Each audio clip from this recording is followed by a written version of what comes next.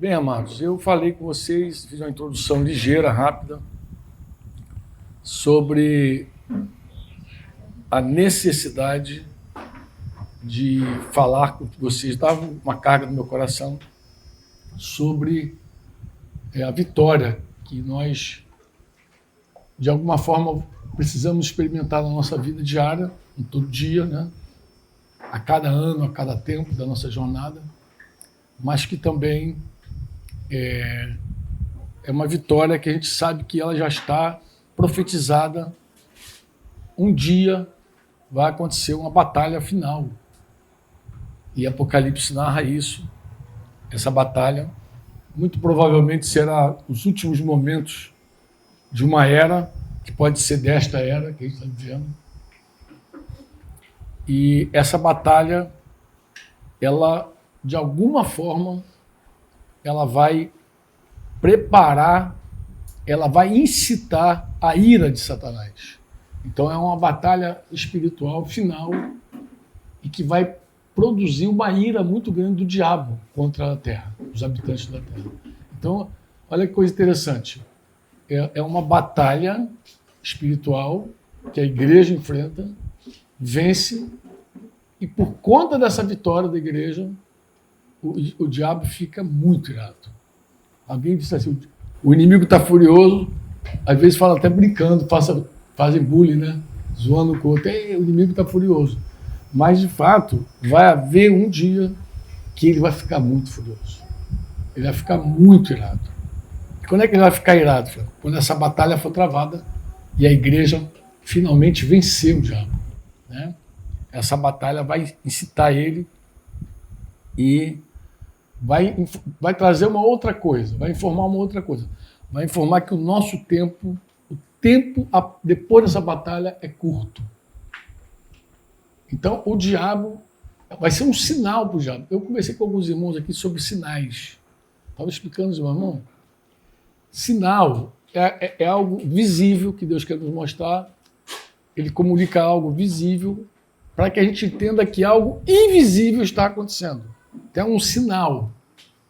Quando você vê a virgem grávida, a virgem conceber, é um sinal. Então, sinais é assim.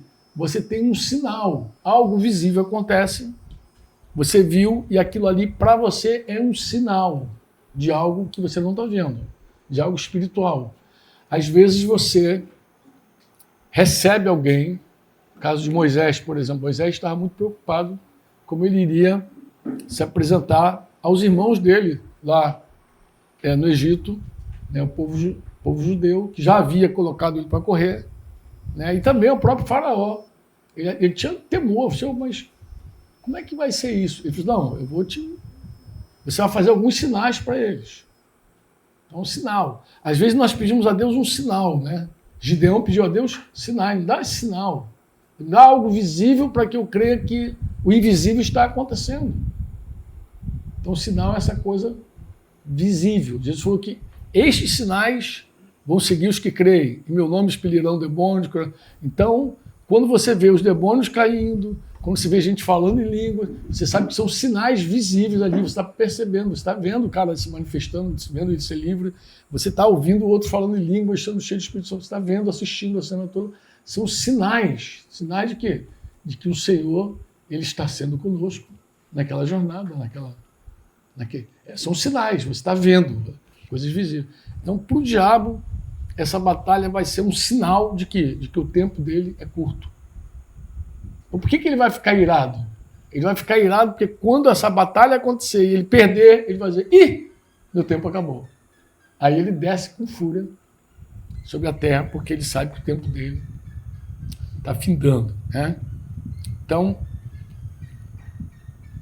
o que a gente sabe é que Jesus vai levantar um exército e ele vai revelar a esse exército uma maneira desse exército prevalecer sobre o diabo. Eu me atrevo a dizer, principalmente nesse século que a gente vive, por conta das profecias bíblicas também, onde diz que os últimos dias serão dias trabalhosos, que nos últimos dias as pessoas obedeceriam o ensino de demônios. Você lembra lá de Paulo profetizando para Timóteo nas 2 cartas.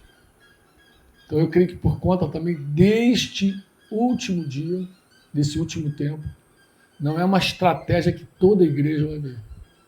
Acho que é uma estratégia que um remanescente da igreja vai ver, vai lutar e vai vencer. Amém? Onde é que eu estou me baseando para falar isso? Apocalipse 12, queria ler com você, do versículo 10 ao versículo 12. Aqui eu vou me basear para tudo que a gente vai conversar nesses dias, tá? A visão de João dessa batalha. Ele ouviu uma voz, né, que dizia: agora veio a salvação, o poder, o reino do nosso Deus e a autoridade do seu Cristo, pois foi expulso o acusador de nossos irmãos, o mesmo que os acusa de dia e de noite. Diante de quem que ele acusa? Diante do nosso Deus. E a conclusão desse brado angelical qual é? Eles o venceram. Eu quero dar o título da nossa conversa de Eles o venceram. Eles o venceram. Aí ele vai dizer como que eles venceram. Por causa do sangue do Cordeiro, por causa da palavra do testemunho que deram, e mesmo diante da morte, não amaram a própria vida. Então, ele está dizendo exatamente como foi que eles venceram. Primeiro, por causa do sangue do Cordeiro, sangue de Jesus. Amém? Depois, por causa da palavra do testemunho que deram, e mesmo diante da morte, não amaram a própria vida. Então, você vê que para uma igreja egocêntrica, egoísta, diante da morte, não amar a própria vida é uma coisa meio... Alguém pode dizer, é raro, né? Isso é raro, mas está dizendo que vai acontecer. Vai ter um exército de cristãos nessa terra que não vai temer a morte. Por isso, alegre-se aos céus e vocês que neles habitam. Ai da terra! Os céus se alegram, mas a terra recebe essa palavra de 2 letras apenas. Ai! Ai da terra! Ai da terra e do mar! Pois o diabo desceu até vocês, cheio de quê? De fúria. Por que ele desceu cheio de fúria? Sabendo que pouco tempo lhe resta. Isso é uma visão forte, né? A visão. João está comunicando algo que ele está vendo lá adiante. Ele falou, vai acontecer assim. Vai ser desse jeito. Vai ser desse jeito. Eu não quero refletir com vocês algumas coisas. A primeira é a seguinte. Eu percebo que já há alguns anos que a igreja não fala, não conversa, não ensina sobre a batalha espiritual. Primeiro, porque existem extremos nessa batalha. Né? Tem gente que se opõe à batalha porque você vê que tem gente que é extremamente imaturo quando o assunto é batalha espiritual. Como assim, Franco? Tem gente que quando entra no assunto de batalha espiritual, a pessoa começa a colocar um foco no diabo, que o diabo, de verdade, não deve ter. Tem gente que quer conhecer Satanás, as coisas profundas de Satanás. Inclusive, já era uma doutrina desde os dias da igreja primitiva. Tem gente que sabe mais sobre o diabo do que sobre Jesus. Como é que ela sabe tanto sobre o diabo? Alguma coisa está errada. Perdeu o foco dele. A batalha espiritual não é você ficar estudando teu inimigo, estudando teu inimigo, estudando teu inimigo. A vitória não vem por isso. Na verdade, nenhuma vitória vem por você ficar olhando e estudando o diabo. Você não tem que estudar ele, não. Esses movimentos que ficam aí dizendo quem é o diabo, em geral, isso não vai dar certo. Acho até que por isso, parte da igreja, quando vê essa imaturidade, ela acaba caindo em outro extremo. Isso aconteceu também com os dons espirituais. Como assim, Franco? Quando Deus começou a renovar a igreja, batizar com o Espírito Santo, dar dons espirituais, alguns irmãos viram tanta infantilidade com os dons que acabaram negando os dons. Ficaram cessacionistas. Né? Prefere crer que os dons já cessaram do que acreditar que aquelas meninice toda é dom de Deus. Por quê? Porque tem falsa profecia, tem profetada, né? Tem dons que a pessoa manipula as outras pessoas. Então, o pessoal olha aquilo e diz, isso eu não quero não, e acaba caindo em outro extremo. Eu penso que com a batalha espiritual também se deu assim. Se falou muito sobre guerra espiritual, batalha espiritual, o pessoal começou a se mobilizar no Brasil. Aqueles que eram ex-feiticeiros, esses caras ganharam notoriedade no Brasil inteiro, e até fora do Brasil, né? Só que foi bruxo lá. Nos Estados Unidos era Rebeca Brown, não sei o que, ela turma toda. Então veio aquele movimento no Brasil e o pessoal ficou especialista em capeta. Coisa que você não olha para a Bíblia, você não vê isso na Bíblia, não tem como ver isso. Você não entende isso na Escritura. Você vê gente que adora Deus, você vê gente que ama Jesus, você vê gente que fala em nome de Jesus, e gente que dá muita bola para o diabo. Isso nós compreendemos, graças a Deus, no início da nossa jornada. Nós também tivemos esse desequilíbrio. Por quê? Porque lá, quando a gente começou a nossa caminhada com Jesus, nós tivemos muitas experiências com libertação, mas muitas experiências. Muita gente endemoniada. Em cada reunião, né, Denise? Quase cada reunião caía pelo menos um ou dois endemoniados. Era um negócio medonho. Eu lembro que uma vez eu estava dando um estudo longo sobre o poderoso nome de Jesus. Esse lugar, o pessoal estava até dormindo, porque era um dia de semana, o pessoal estava cansado. Quando terminou a reunião, eu falei, vamos colocar à prova o nome de Jesus agora. Vou contar até 3 aqui. Todo demônio que estiver aqui vai vir rastejando aqui. Quando eu bati o 3, meu irmão, era cadeira voando, Bíblia voando, era um negócio. Então, rapaz, era uma reunião de muita gente demoniada. Então, houve um tempo que a gente beirou o extremo. Beirou a exibição. Depois a gente entendeu, pelo Espírito Santo, por graça e misericórdia do Senhor, que demônio não é espetáculo. Inclusive, nós até estava contando outro dia isso para os irmãos. Os irmãos acham graça. A gente fez uma cortina assim, Joelson. O pessoal chamava de demoniódromo. Então, quando alguém cai em demônio, eu falei, leva para trás da cortina, para não ficar aqui fazendo espetáculo. Senão as pessoas tiravam a atenção de Jesus e colocavam a atenção no demônio. Pô. Ficava vendo o demônio pulando, falando, dando CPF. Entendeu? Vai lá para trás e só sai dali com a pessoa livre. Então a pessoa entrava ali atrás, arrastava o capeta até atrás e ali orava pelas pessoas opressas. E aí saiu livre em nome de Jesus. Você sabe que o poder do nome de Jesus é tremendo. Então, mas muita gente se atrapalhou aí, porque ficou estudando e acabou se especializando no mal. Quando a gente deve, na verdade, colocar o nosso foco só na pessoa do Senhor. Amém ou não?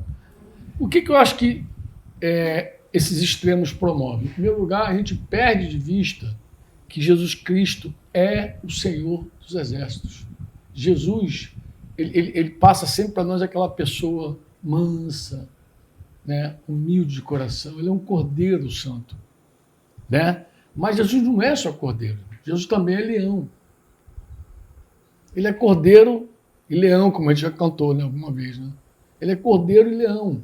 Então, ter uma visão de Jesus apenas dele manso e humilde de coração não é uma visão plena de Jesus, não é um conhecimento pleno. Por isso que Paulo, inclusive, quando ora e pede a Deus pela igreja em Éfeso, ele diz, Senhor, ilumina o coração dos meus irmãos, né? Ilumina os olhos do coração, dá a eles espírito de sabedoria e de revelação no pleno conhecimento do Senhor.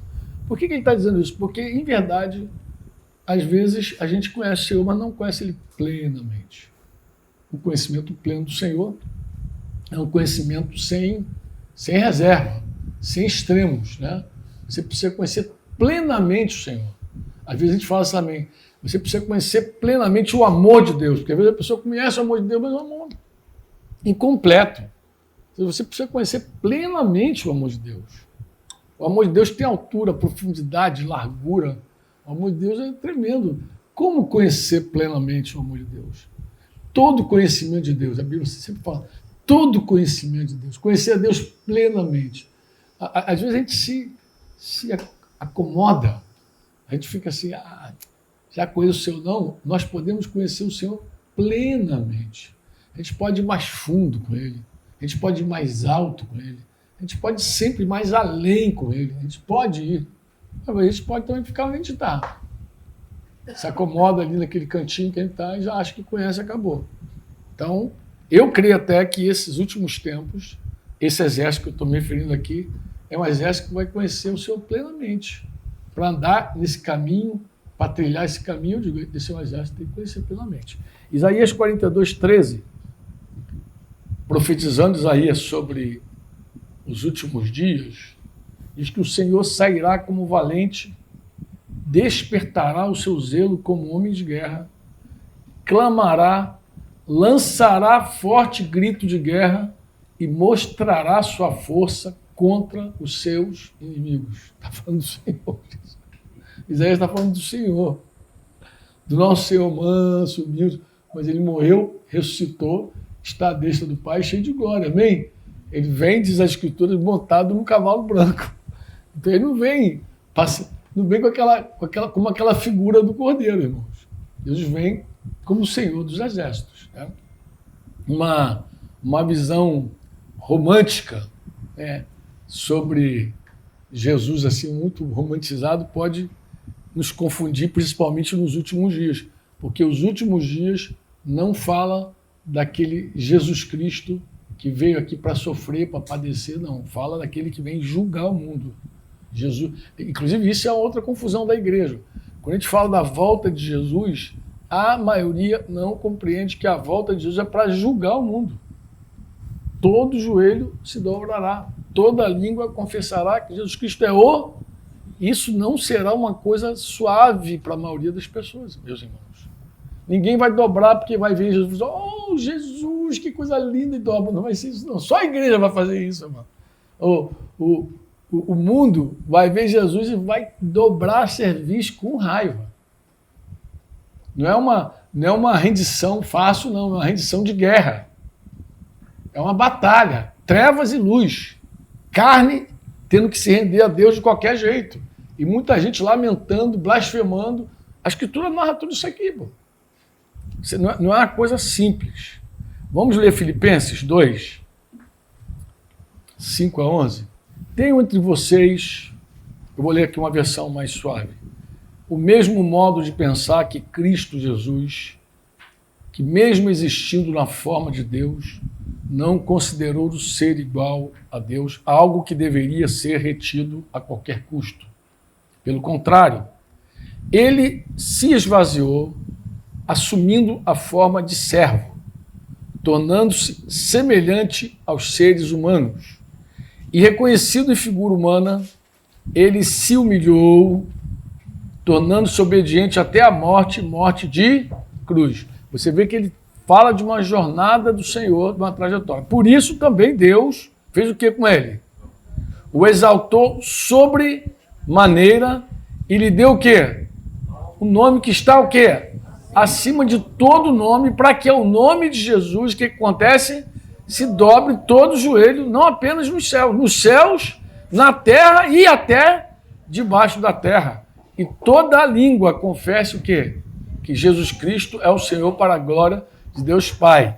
Eu queria reler esse texto com vocês de uma outra forma. Posso reler esse texto? Posso fazer uma releitura desse texto com vocês? Posso?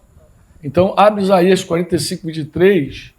Você vai ver Isaías 23 e você vai ver por que Paulo escreve isso, irmãos. Paulo tem revelação, mas Paulo também tem Bíblia, tá, irmãos? Paulo tem o Antigo Testamento, Paulo tem os rolos do Antigo Testamento. Ele tem o profeta Isaías lá, ele tem a lei e os profetas, ele tem lá os pergaminhos. Então ele não está falando assim de qualquer jeito. Isaías 45, 23 diz: por mim mesmo tenho jurado, olha só que da minha boca saiu o que é justo, e a minha palavra não tornará atrás. Diante de mim se dobrará todo o joelho e jurará toda a língua. Isso parece o quê? Uma coisa suave ou um decreto? Parece o quê? Um decreto. Parece uma coisa forte. Você não... isso vai ser tranquilo, vão ver Jesus, vai ser uma festa, nada, vai ter fogos lá em Copacabana, nada disso. Vai ser nada disso, vai ter gente lamentando, vai ter gente brigando, vai ser uma confusão. As nações vão dar cabeçada primeiro. Romanos 14, agora Romanos, olha Paulo falando do mesmo assunto no outro contexto. Romanos 14, 9 e 12. Foi precisamente para esse fim que Cristo morreu e tornou a viver. Foi precisamente para esse fim que Cristo morreu e tornou a viver. 2 pontos. Para ser Senhor. Bem, isso é um tema altamente já tratado entre nós. Você diz amém ou não?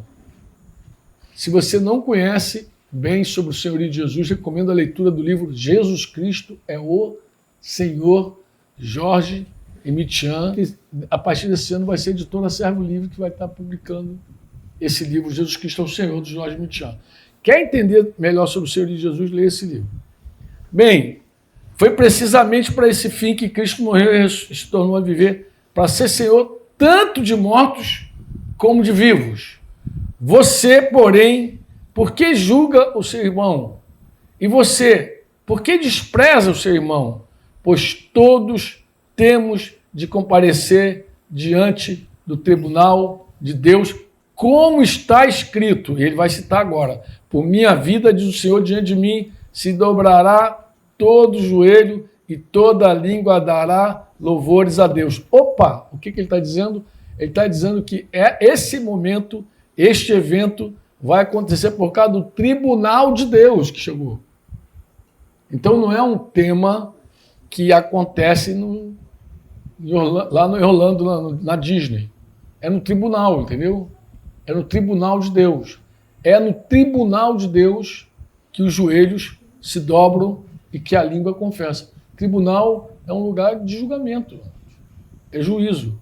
Você diz amém ou não? Amém. Assim, pois cada um de nós prestará contas de si mesmo diante de Deus. Eu estou fazendo uma releitura de Filipenses 2 contigo. Você vê que não é uma coisa soft. É tenso. É tenso. É um tribunal. É Deus chegando e dizendo: o que eu jurei eu vou cumprir. E a galera tendo que se dobrar diante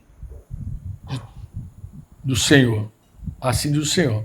A minha pergunta é a seguinte: será que nós vamos reconhecer o Senhor nesses dias do fim, com essa postura dele, com essa medida dele? Ou nós vamos nos comportar como um valente do passado lá, um guerreiro do passado que se tornou um pastor também, era pastor e guerreiro, porque é a mesma, são as duas faces da mesma moeda. Josué. Josué teve um encontro com o Senhor.